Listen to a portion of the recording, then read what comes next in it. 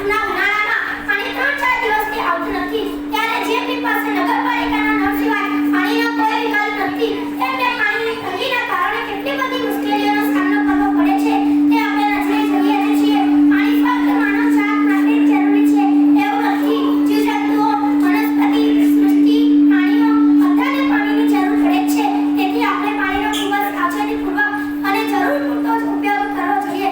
એકવાર બેકાર રહી ગયેલું પાણી વીતી ગયેલા જીવન અને સમયની જેમ પાછું આવતું નથી. જેમ ટીપે ટીપે સરોવર ભરાય તેમ જો વિચારીને પાણી વપરાય તો પાણીની અછત થાય નહીં અને બધાને જરૂર પૂરતું જ પાણી મળી રહે. તે બીજું કે વૃક્ષો વરસાદ લાવવામાં ખૂબ જ મહત્વનો ફાળો ભજવે છે, જેના દ્વારા આપણને પાણી મળી રહે છે.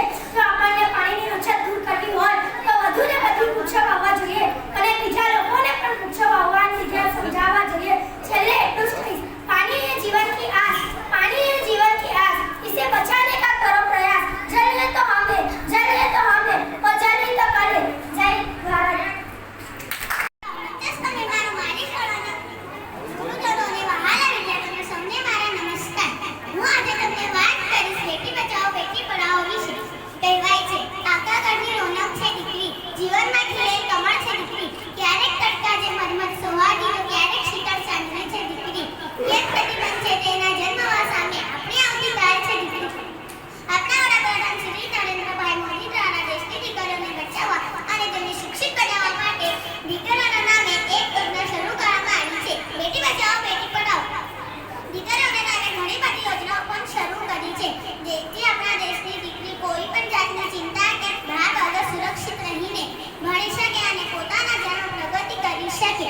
જેમ કે નમો લક્ષ્મી યોજના હાલના સમયમાં ધોરણ 9 થી 12ની દીકરીઓ માટે શરૂ કરવામાં આવેલી ખૂબ જ સુંદર અને પ્રોત્સાહક યોજના છે.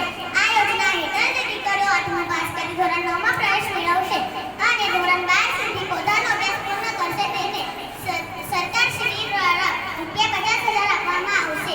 મારી સૌને નમ્ર વિનંતી છે કે આ યોજનાનો લાભ આપણે આપણી દીકરીઓને અપાવીએ અને તેમને ભણાવીએ.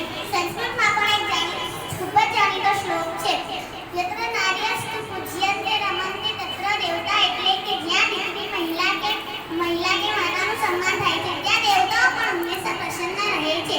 તેથી આપણે આપણા ઘર સમાજની દીકરીઓને હંમેશા માન સન્માન જાળવવું જોઈએ અને દીકરીઓને મળતા લાભો સેવાઓની જાણકારી તેમના સુધી અને તેમના વાલીઓ સુધી પહોંચાડવી જોઈએ.